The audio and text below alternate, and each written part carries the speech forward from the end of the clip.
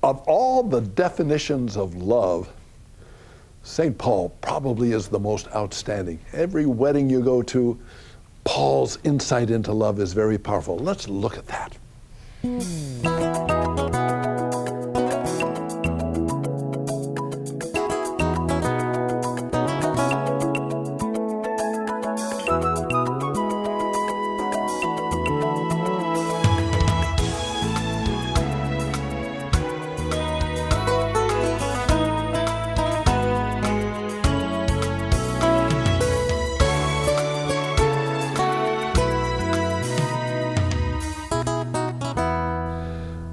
We're talking about St. Paul. We're trying to understand this one that has written so many beautiful letters about what it means to love Jesus, what it means to be a member of the church.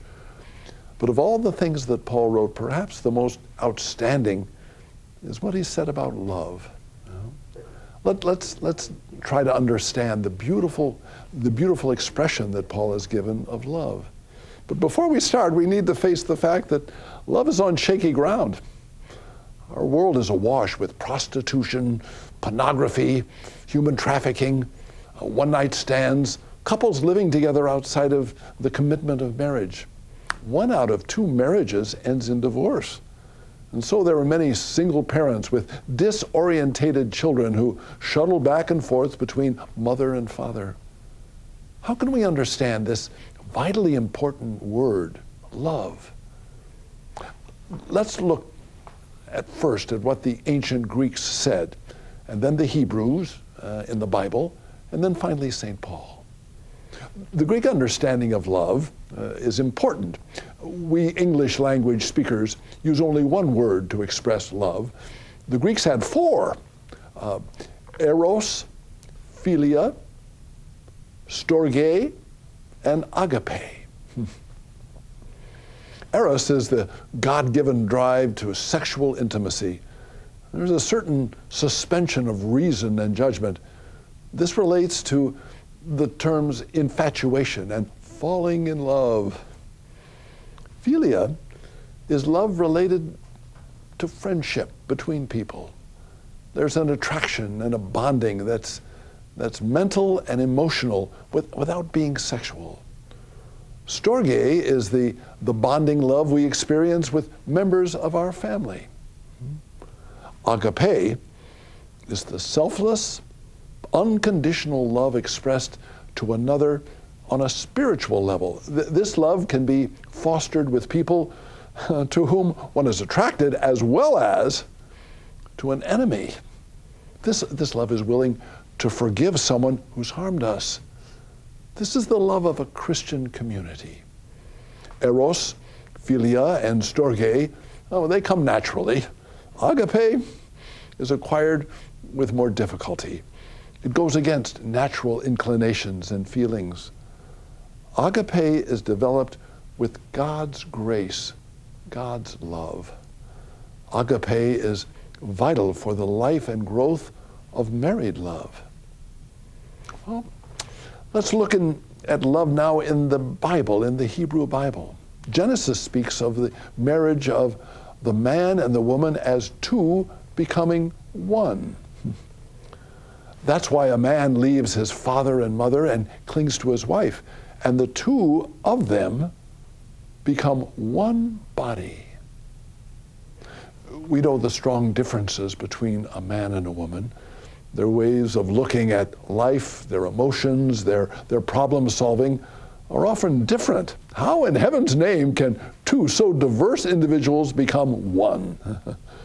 In the face of individual opinions on finance, morality, ways of raising children, freedom to develop talents, and religious expression, the differences can become contentious and slowly eat away at any kind of unity, any kind of becoming 1.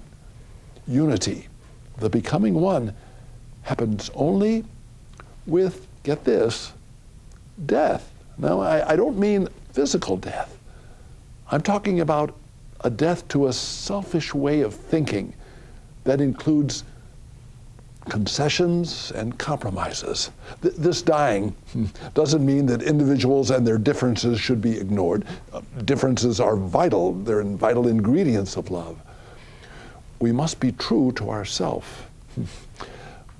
But there is the continual push and challenge to die individually to come to the unity sought after. A husband may have to die to his desire to escape with alcohol or drugs or sports. A wife may have to die to her longings to escape with friends or personal projects at the cost of lessening the relationship with her husband. A profound decision must be made to choose unity over selfish desires. Couples must work hard to keep romance alive when the attraction and emotions are not strong. Okay, we've looked at the Greeks and we've looked at the Old Testament. What about Paul speaking to us about love, especially in his letter to the Corinthians? In a tender and comprehensive way, Paul offers insights into what a couple should attend to in striving to make their love grow.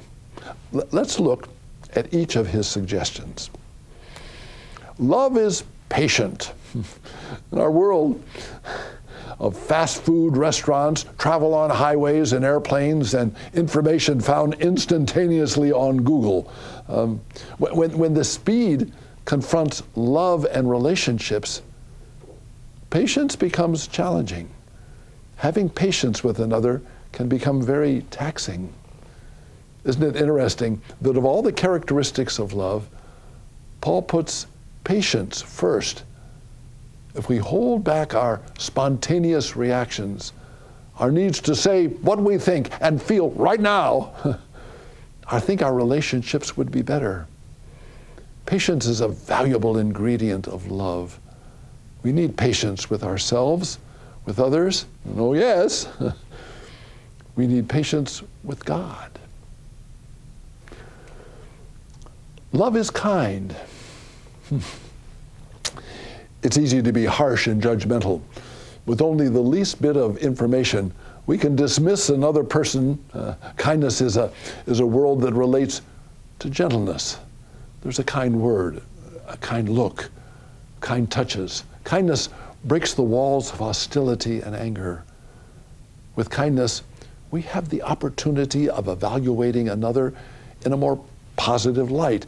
Kindness can lead to a lasting impression with us.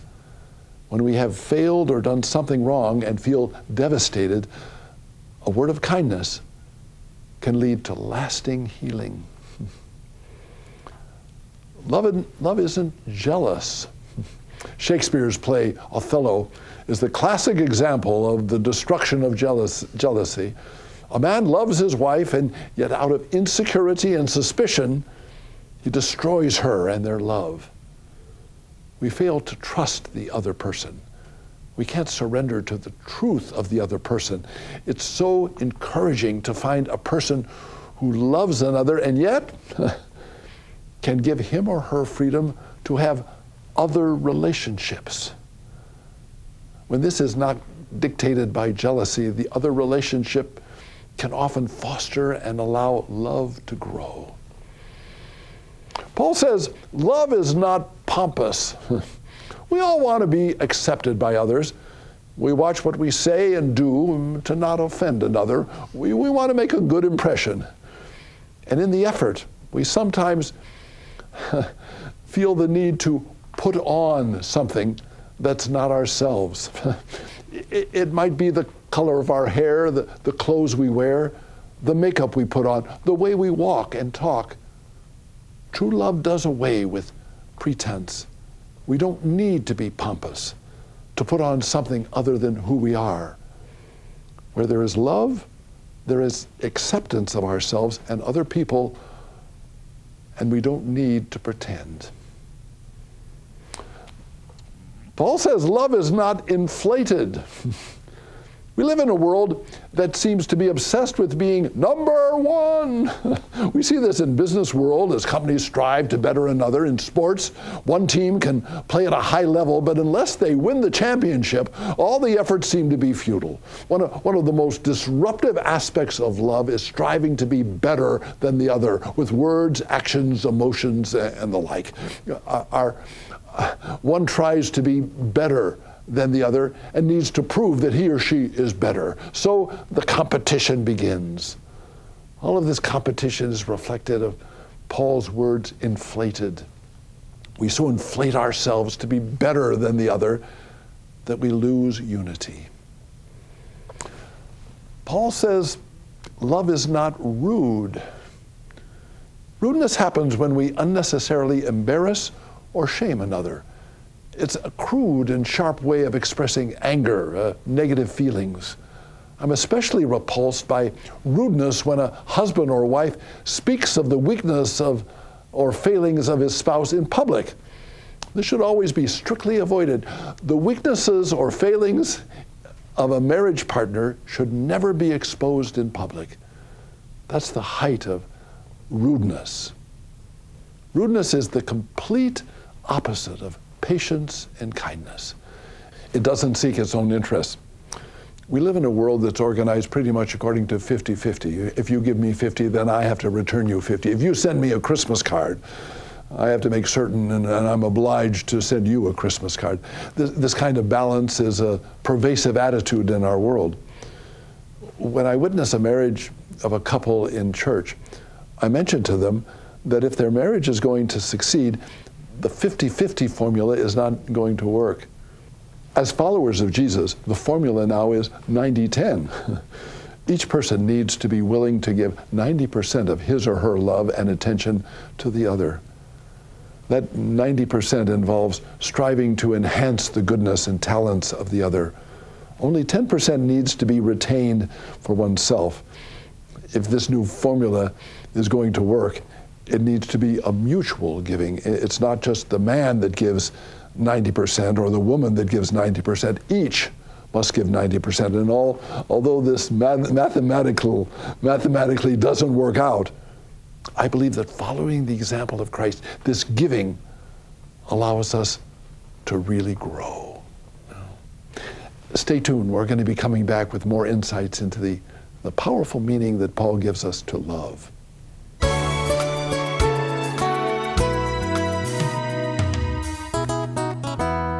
I don't know about you, but one of the greatest things in life would be to have real joy, to have that peace that fills our life. Gosh, in the midst of all the conflict, the war, the division, the brokenness, the striving to be better than other people, our hearts can be just torn up, and we can't find the peace that has a real reflection of joy.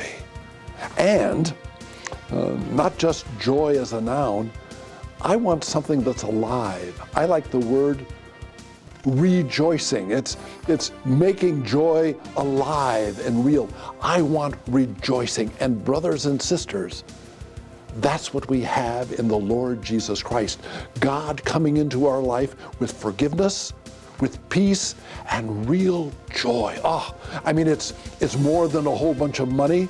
It's a whole bunch of power. It's a whole bunch of satisfaction. Joy and the rejoicing that comes from it is what I want in my life. I'm thinking of St. Paul when he said, listen to this letter, something that he said to the Thessalonians. He said, rejoice always, pray without ceasing, in all circumstances give thanks, for this is the will of God for you in Christ Jesus. Now, I want to send this booklet to you. Rejoice always. I want you to get a flavor of that power, especially in your loneliness and sadness, and let the joy, the rejoicing flood you. For your gift of $2 or more, you're going to help us if you will, I want you to experience God's love. Please do that right away. You're going to be enriched, you're going to be empowered, and joy can be yours.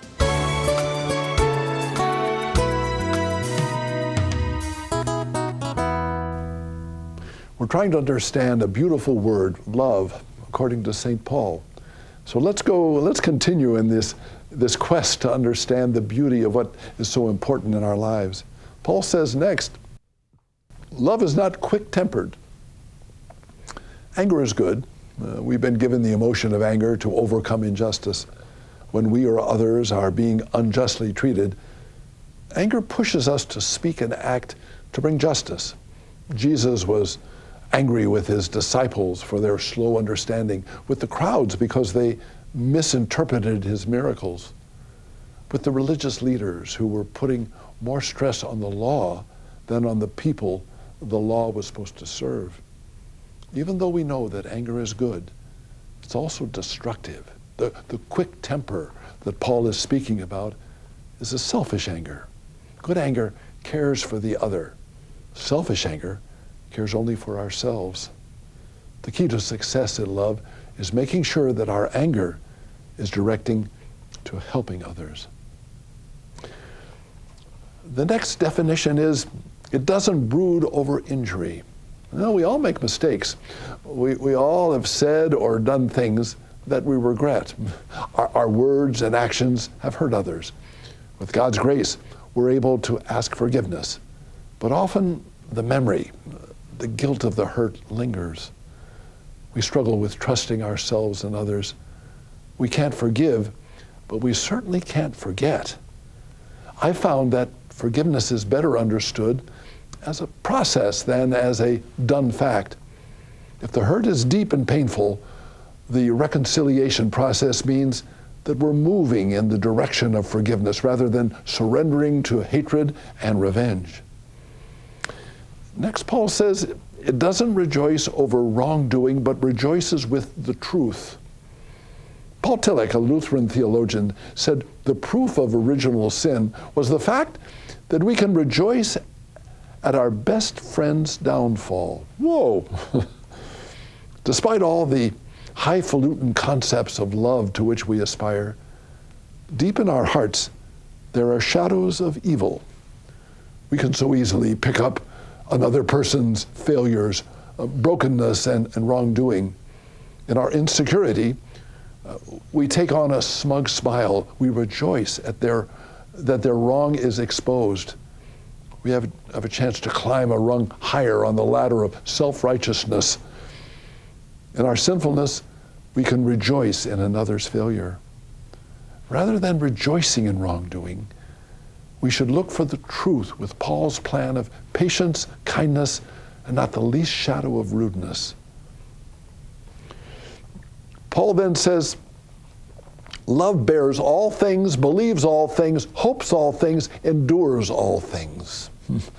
Paul speaks of love with a bunch of alls, and I can't help thinking that Paul is being entirely unrealistic. How in heaven's name can we bear all things, believe all things, hope all things, endure all things? That's too much to ask. Any love is bound to have burdens that are too heavy to bear. Doubt keeps raising its ugly head. We become discouraged and at times totally exhausted. Maybe what Paul is saying is, look at what seems unbelievable and put your faith in God. Step by step, little by little, let this be the direction of your love. Strive to bear all things, believe all things, hope all things, endure all things. And with this high idealism, this attitude, working hand in hand with God, we can attain the victory of a successful relationship. Oh, and then Paul says, love never fails. As a priest, I frequently encounter people who believe that once they die, life ends. There's no heaven. And I've tried to come up with arguments to refute them. I speak of the majesty of God's creation in the mountains, the mighty seas, or the vast universe of innumerable galaxies. But even these arguments don't seem to convince people that life after death is real. The greatest proof for me that life after death is the confidence that love never dies. As Paul says, love never fails. Think of the people you love. then there is the reality of the love that God has for me and that I return to Him. This is my surety, that life goes on after death. Love never fails. As we look at all those, I'm wondering, with all the deep insights into love that was Paul's personal experience, did he have a special person in his life in whom he gave his love and then learned how to make love succeed? Or is Paul perhaps speaking from the experience of his weakness? Had he striven to attain love and failed? Is he recollecting these things he should have done? Let me give you a little insight into Jesus. Once I was challenged to write down, who is Jesus to you? I was taken aback. I certainly know and love Jesus. I've given Him my life. But how would I express who He is to me in words? Then I came across love in Paul's letter to the Corinthians. There's the way to express who Jesus is to me. I added Jesus to each of Paul's description of love. Come with me and see if that relationship resonates with you. The process is simple. Jesus is patient. Jesus is kind. Jesus is never jealous, boastful, proud, or rude. Jesus is not quick-tempered. He doesn't hold on to my wrongdoings. When there are lies said about me, He doesn't rejoice, but demands the truth. The whole time, Jesus is always supportive, loyal, helpful, and trusting. No matter how much I fail, all I need to do is ask for forgiveness, and He forgives. His love is my assurance of eternal life. Would you let this, maybe if you get a chance, go to this letter of Paul in the Corinthians. Open it up to chapter 13. Slowly, one by one, going through these different descriptions of love, and see what resonates with you, what challenges you, what makes sense, and maybe even what doesn't make sense, what really jolts you from where you're coming from. It's a wonderful gift. It's a wonderful, rich thing. And as I said at the very beginning, it's one of the most outstanding and beautiful and comprehensive ways of understanding the beauty of love. You know? Now, as I do with every program, I'd like to offer you some questions, and maybe the questions, of course, are for you to think about in your own heart, but if maybe you could sit around with some other people and maybe read these letters from this letter of Paul to the Corinthians, and let these questions maybe be balance for discussion of coming closer to Christ, using what Paul says to help us to know Christ and love Him.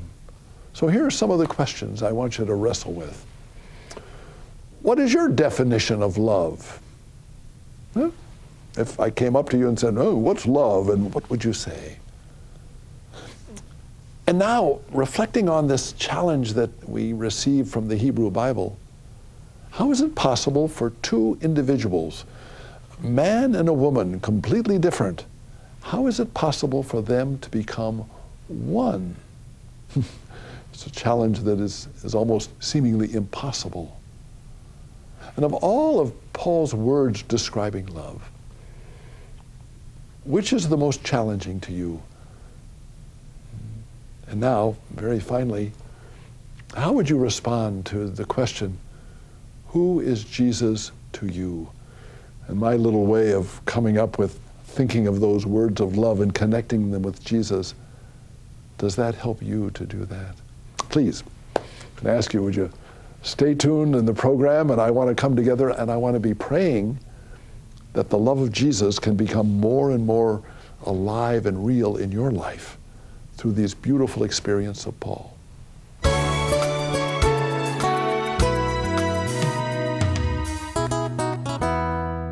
I have written a very special pamphlet that I want to send to you. Look at it. Rejoice always. I don't know about you, but we live in a world in which sometimes joy is far away. Oh, we can laugh on the Comedy Channel, but it's not just laughter, it's joy which can touch our hearts and change and permeate our whole being. I believe the power of God's love for us is the key to that joy, to that not just a stopping joy, but a rejoicing. It's the words of St. Paul to the Thessalonians when he shouted out, "Rejoice always." Please, for your gift of $2 or more, I want to send this special gift to you to allow you to find keys, helps, to reach out and find the peace and the joy, which is the foundation of a life in Christ.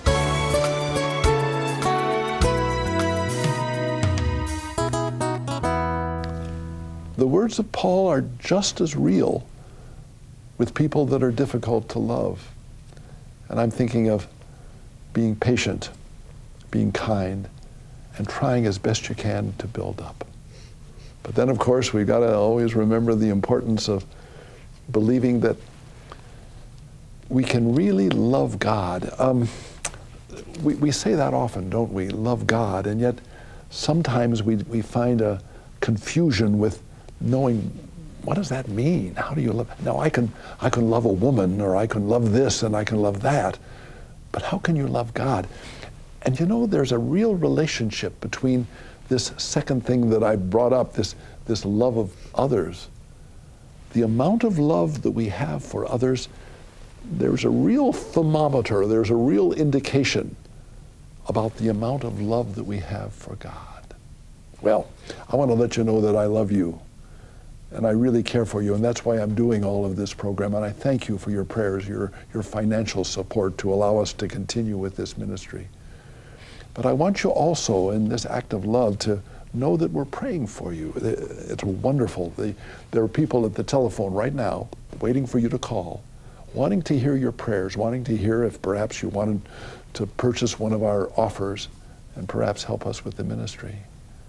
Join with me now with all of this world, and it really does go around the world, of God's love. Lisa in Texas, she's looking for the gift of eyesight. Sarah in Illinois, she has a terrible problem with a cataract with her eyes. You know? June in Connecticut, she's asking for health for her husband who's had a stroke. Lord, bring miracles. And may Jesus' love for you always make you smile.